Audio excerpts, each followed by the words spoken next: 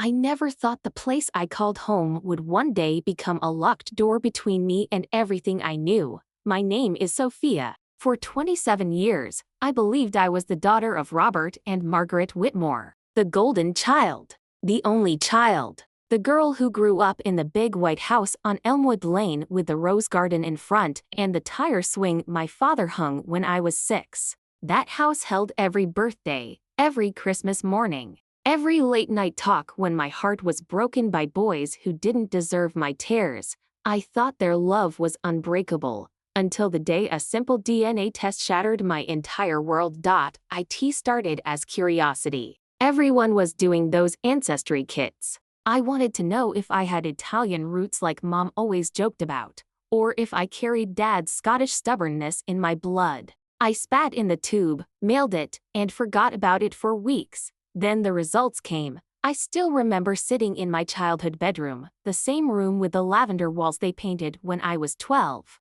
My hands were shaking as I opened the email. The words hit me like ice water. Oh, biological relation to Margaret Whitmore. Oh, biological relation to Robert Whitmore. I laughed at first. It had to be a mistake. Labs mix up samples all the time, right? But as I scrolled through the matches, there were no close relatives on either side. No cousins. No grandparents. Nothing. That night at dinner, I placed my phone on the table and showed them the results. I expected confusion, maybe even laughter. Instead, the room went deathly silent. Mom's fork froze halfway to her mouth. Dad's face turned gray. Sophia, Mom whispered, her voice cracking. We need to talk. That was the moment my perfect life ended. They sat me down in the living room, the same room where we opened presents every Christmas, and told me the truth I was never supposed to know. I wasn't adopted.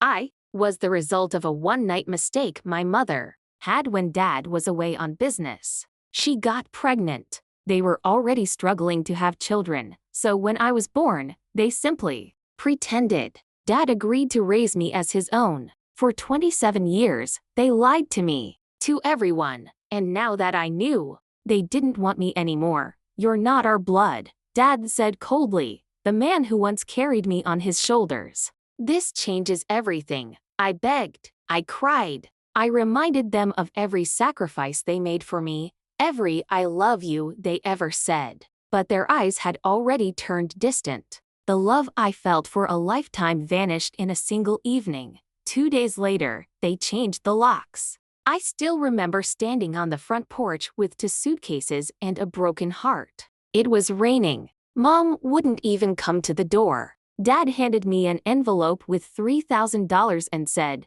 "This is more than fair." Fair. The word still tastes like poison. I had nowhere to go. My friends were all connected to my parents' social circle. I slept in my car the first 2 nights. Then I found a cheap motel on the edge of town. Every night I drove past my house watching the lights turn on in the rooms I used to call mine. The rose garden was still blooming. The tire swing still moved gently in the wind. The pain was unbearable. I stopped eating properly. I would cry until my body gave out. How do you mourn parents who are still alive but chose to erase you? How do you accept that the people who raised you never truly wanted you once the lie was exposed? I was angry. So incredibly angry. But anger, I learned, can either destroy you or become your fuel. I started digging. Quietly, carefully, I went through old documents I had taken from the house before they threw me out. Bank statements.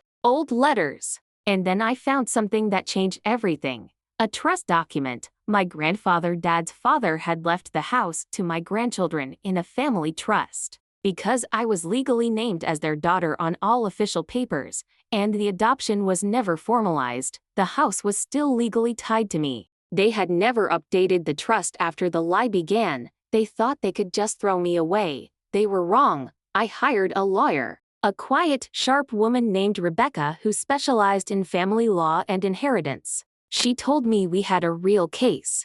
The house had never been formally transferred. I had lived there my entire life. I had emotional and legal claim, but I didn't just want the house back. I wanted them to feel what I felt. I wanted them to understand what it's like to lose everything you thought was yours. It took 7 months. 7 months of court dates, sleepless nights, and painful memories. My parents fought hard. They tried to paint me as ungrateful, unstable, even dangerous. But the evidence was clear. The trust, the legal documents, the years of them claiming me as their daughter. The judge ruled in my favor. On a cold Tuesday morning in October, I stood on the same porch where they had thrown me out. This time, I had the keys. I didn't break in. I didn't sneak. I walked through the front door like I belonged because I did. My mother was sitting in the kitchen when I entered. She dropped her teacup. The sound of it shattering on the tile felt like justice. "Get out of my house," she hissed.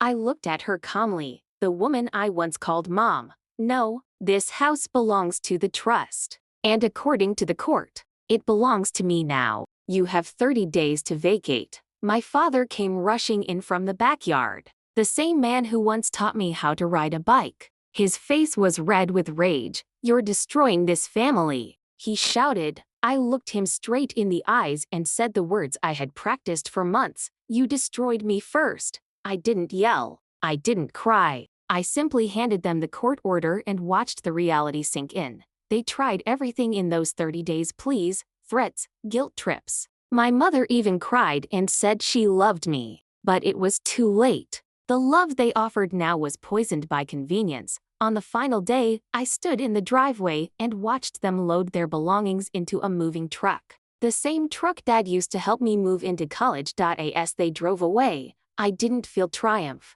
I felt peace. I walked back inside the house that raised me, and sat down in my old bedroom. The lavender walls were still there. The rose garden still bloomed outside. But everything was different now. I wasn't the same girl they threw away in the rain. I was stronger, wiser, and finally, free. If you're watching this and you've been betrayed by the people who were supposed to love you most, I want you to hear me. Your worth is not defined by their blood. Your home is not defined by their acceptance. And your future is not limited by their cruelty. Sometimes the greatest revenge isn't loud or cruel. Sometimes it's simply surviving, healing, and claiming what was always meant to be yours. I still live in that house today. The rose garden is mine now. The tire swing still moves in the wind. But every time I walk through the door, I remember the girl who stood outside crying in the rain. She didn't break. She came home, and if I can find my way back, so can you. Thank you for listening to my story. If it touched you, please share it with someone who needs to hear that they are enough with or without the family that tried to throw them away. Until next time, stay strong, beautiful souls.